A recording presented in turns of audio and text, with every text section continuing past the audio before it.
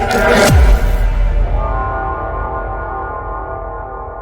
order to understand how a jump works, let's take a look at the mannequin's animation, because it's the character that we already have inside this project. So we can take a look first. So I'm gonna open this folder, go to this mani folder, and then let me open this up. So we have several animations here. What we are interested in is this jump, then fall, and then land. Double click to open. This is the first part of the jump. You can see that the character is starting his movement up and it ends in the higher position. Then let's open the fall loop. So this is the fall loop animation, and what it is, it's falling, or when the character is in air and he's not falling, he's just in the highest point and he's kind of stuck at this point. In case of jump, we will see it for a second or maybe even less, and in case of falling, we can see this animation for a long time in a loop. Just imagine that the character is falling. So this is the second part of the jump. And finally, the third part is landing. And it's very simple. It's just landing. Character touches the ground and is doing something, some like a squat, bending his legs and arms.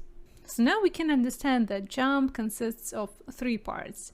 When the jump starts, then falling, and then landing. And with this knowledge, we can go back to the website where we have downloaded the idle, walk, and run animations before to download new jump animation. So we're gonna find something that looks like the jumps for the mannequin inside Unreal Engine. Because if you just type jump, you can see that there is a lot of different jumps, but most of them it doesn't work. Let's reload this page. Sometimes it happens. So yeah, you can see that most of these are complete jumps, and I'm going to show you what to do with these animations in a sec.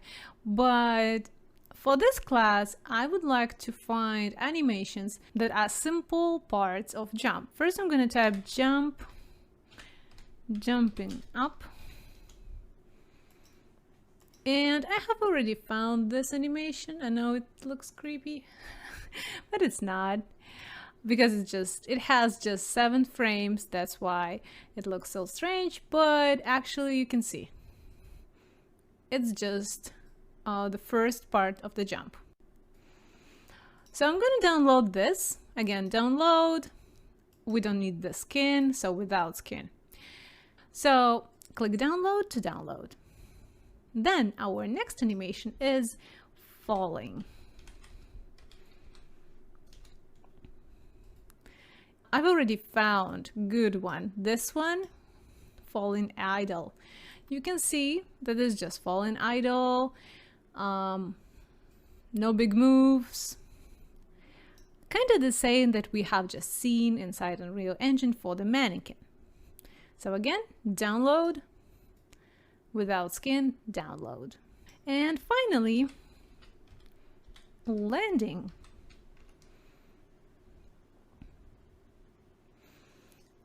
So we have several landings here, and I think I like this one. Yeah, I think that's this one. The only problem is that he is falling, and we don't need that. We need just the landing part. So here we can adjust this animation. We can trim.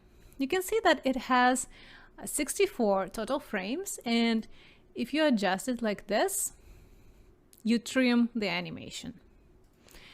You can see that it goes to his idle position at the end, and we don't need that. Something like that. If it's too long, we will have problem with this animation. So I don't want it to be too long. And you understand that after a character does this, he goes into his idle position. And from idle to walk or run, it should look like it's logical for him to go to his idle position after that. And yeah, it looks like this. Yeah, I think like this is fine. Yeah, but again, if we need to adjust it, we will. Okay, and now I want to show you how you can use other animations. For example, let's go back to jump and choose something like this jump. So this jump animation is just one animation, but we need to divide it into 3 parts. Why? Because we need logic, right? And we can't control animation inside animation. So we need to divide it. And we can do that. Again, this trim here, you can adjust it like this, for example, to find jump start. Then you need to find, and then you download it, then you need to find loop. It's usually just 1, 2, 3.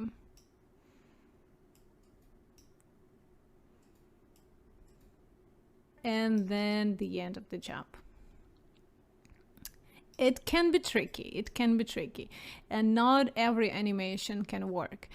So for the purposes of this class, we will use the animation that we have just downloaded, but for future games, you can play with it. You can find an animation you like and try to divide it into parts using this trim function. So let's create the real jump for Philip, okay? So I'm gonna create new folder and call it jump, just because it's new class, so that we know what we are using. So I'm gonna drag and drop our animations. Don't forget to choose the character skeleton here, import all. All right, now we can open each of these animation and take a look.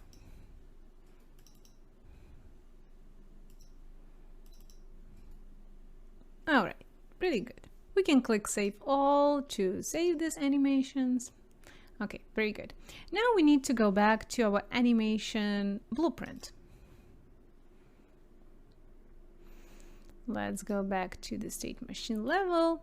So you remember that we have created this idle, walk, run state and jump state. So we don't need this anymore. So I'm just gonna select this and delete, just like this. Okay, and now let's put the new animations here. So first is jumping up, then falling idle, and then landing. Okay, so here's the logic. We go from this state to jumping up. Come on. Go from this state to jumping up, then from this state to falling idle, and then from this state to landing. And of course, from landing, we need to go back to idle, walk, run. You can see that now we have 4 transitions, and we will be setting these transitions using the variables that we have created in the last class. So you remember that we have in air variable, which is Boolean, and speed, which is float. Just to remind you, we did it in the event graph here. And before we go to transitions, let's open each of this state and take a look. if you open it, you can see that we have this animation connected with output animation pose, and that's correct. If you click here, you can go to the details box and see some details. The most important detail for us now is this loop animation. So basically, we don't need jump, start, and landing to be a loop animation, right? We just need the following part to be in a loop. So I'm gonna uncheck this box, then go back, then open landing, and again select this, go to loop, uncheck, go back. And just to check, we go to falling and we see that it is still in a loop. So as you can see, all animations have this loop animation checkbox checked by default.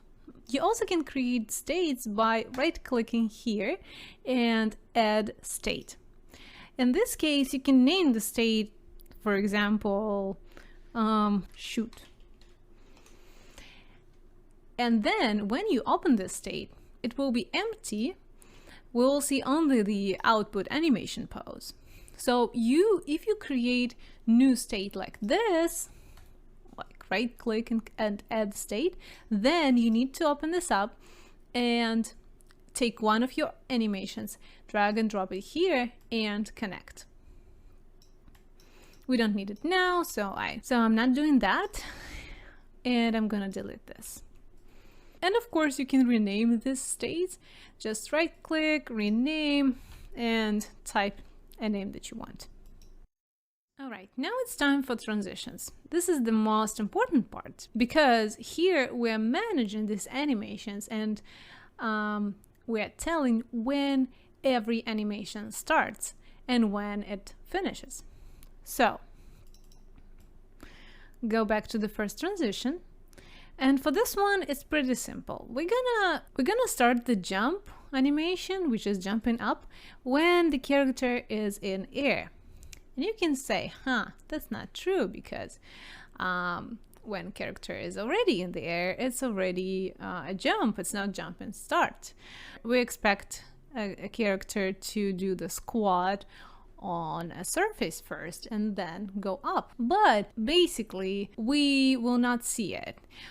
His feet will not be touching the ground like for 0.000 seconds. And this time already, this jumping up animation will start. So for you, for a player, it will look like the character is doing the squat or starting his jump on a surface, when in reality he will start it only when he is in the air. So I'm going to get this variable and just connect it like this. Go back. Now from jumping up to falling. When our character jumps, we see the jumping up animation just once, right? We uncheck the loop, and it would be strange if we saw this animation second time or third time, right? So we see this animation only once. And right after that, we want to see this second animation, which is falling idle. What it means? It means that when the jumping up animation ends, the falling idle animation starts. And we can do it with time remaining node. So we have time remaining this one, and we have ratio. And we need this one because you can see the first one get the time in seconds. And it can be tricky to, know how long the animation is. If we change the animation, it will ruin all the logic here. Instead, we're gonna use ratio. And here we can set, for example, half of all time or quarter. So we're gonna select this. So it returns time as a fraction of the length of an animation. So we want it to be something really, really small, and for this one, we're gonna choose less node and then put something really small, for example, 0.01,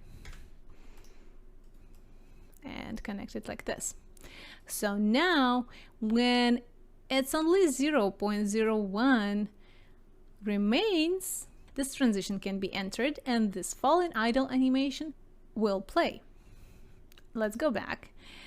Then we have from falling to landing. And this is the simple one. We want to see landing on a surface, right?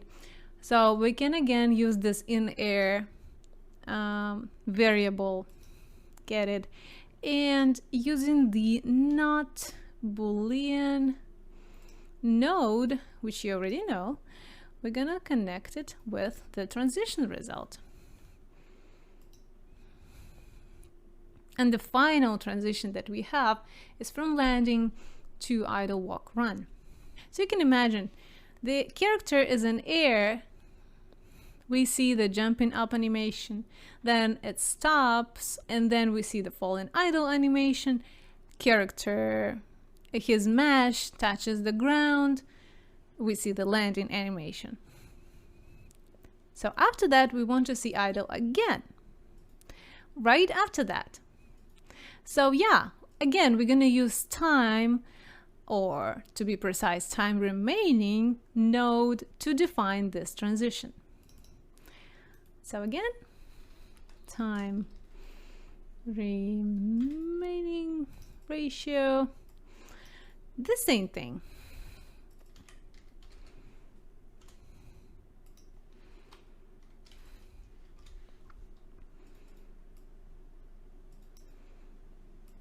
All right, let's go back, save and compile. Now it's time to test.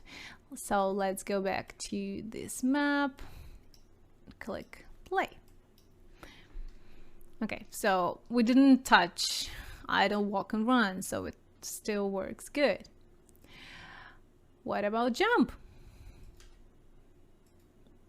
All right, not that bad, but you can see the problem. The landing. The landing is too long, and as a result you can see that the character keeps doing the landing animation even though we need to see the idle animation. We're gonna fix that. X. So how are we going to fix that? Let's go back to animation blueprint and open the landing animation, because because we have some problems here. We have details box here where we can adjust animation. Let's find play rate. You can read the play rate multiplier. It also can be negative, which will cause the animation to play in reverse. Actually, this can be really helpful. Not in this case though. So what I'm gonna do, I'm gonna set 10 instead of 1.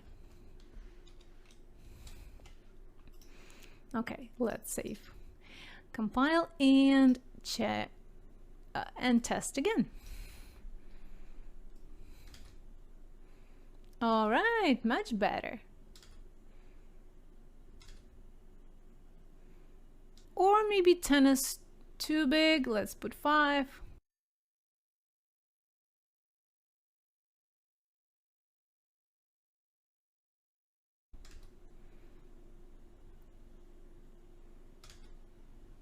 Depending on your situation and your animation, you can find that you don't need to correct this play rate, or you must need to adjust it to even bigger number. And it's not only for landing, it's actually for every animation that we have. I also want to show you another fix that you might find useful. So if you see that your animation is kind of off, for example, it's maybe it's too long in some parts. What you can do, you can go to content drawer and find this animation files. Open them, for example, the landing, and you may decide that you actually don't need it to be that long, that you actually just need it to be like this. You can see it's the same as the trim settings for the website that we used. We can do the same thing here, just trim the animation. So for example, you decided that you need just 17 frames instead of 23. So you do like this, then right click, and then you can choose either remove frame from 0 to 18.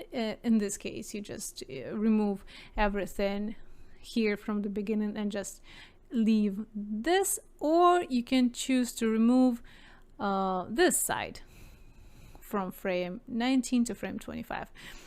Sometimes the number of the frame, it's not showing what you actually want, so you need to adjust this like this. Let's find the first of the 7th. And again, remove frame 0 to frame 17, or remove frame 18 to frame 25, depending on what you need. And the animation will be trimmed. So you can do that instead of going back to the website and trim there, again download, It's kind of long, so you can do it inside Unreal Engine, which is great. And I also want to show you another thing that you can adjust. If you go to character blueprint, let's go to this third person blueprints. Here it is.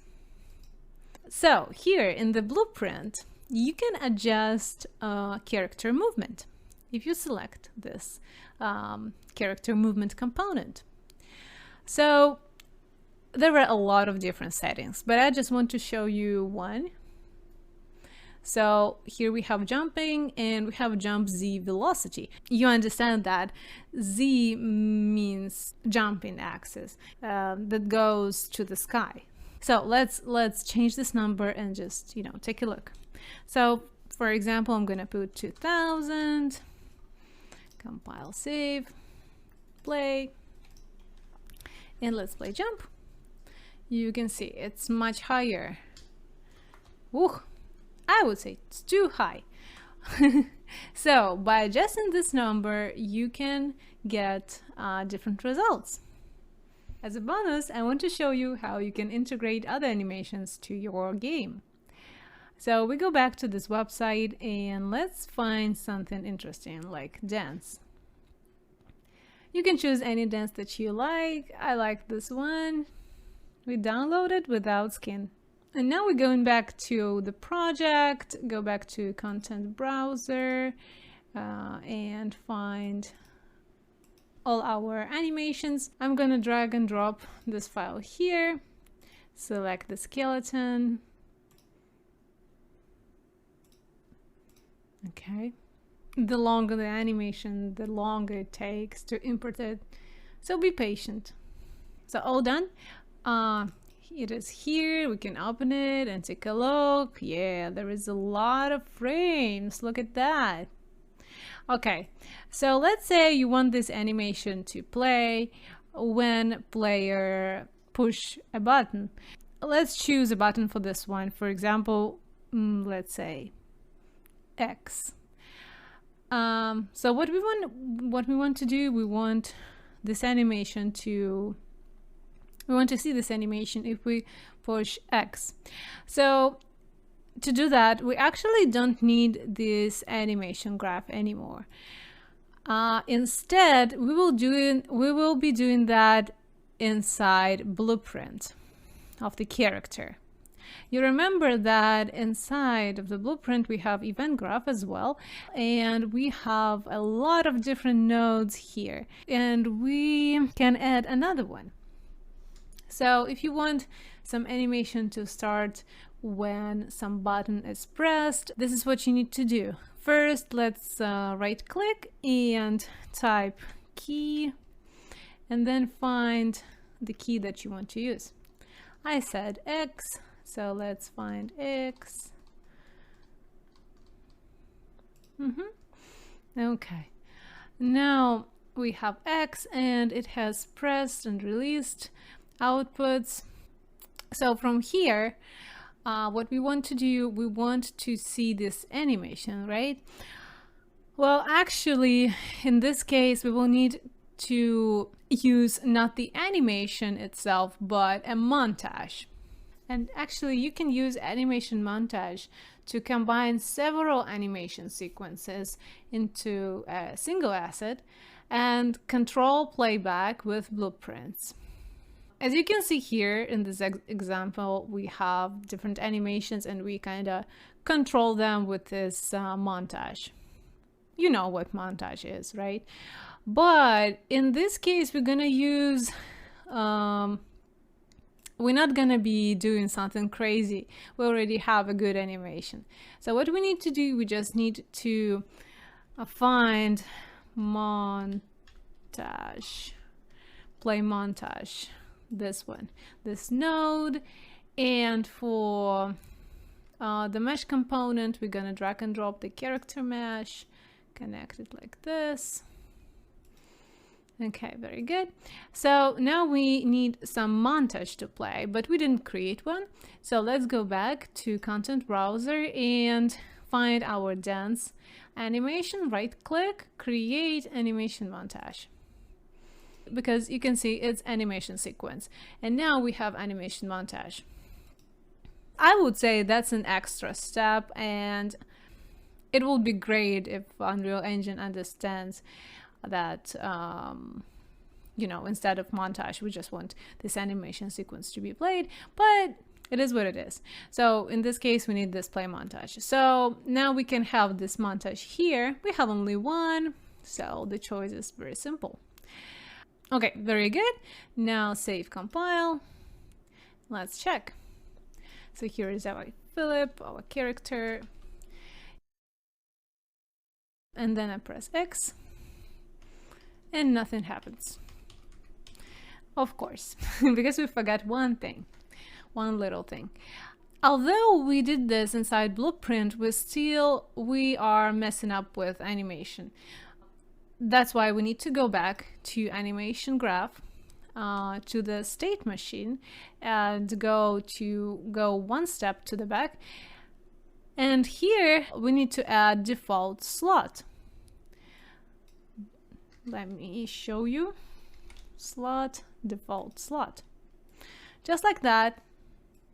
So you can see that this slot plays animation from code using animation montage. And that's what we did. We did montage, and we need to add this default slot to this scheme. So let's compile and save. Now we'll try this again. Okay, so this is the character X, U. Okay, all right. Very good. You can see how it works. So the animation starts when you press the button and ends when it ends. If you need something shorter, you can find shorter animation, or you can trim this animation as you like.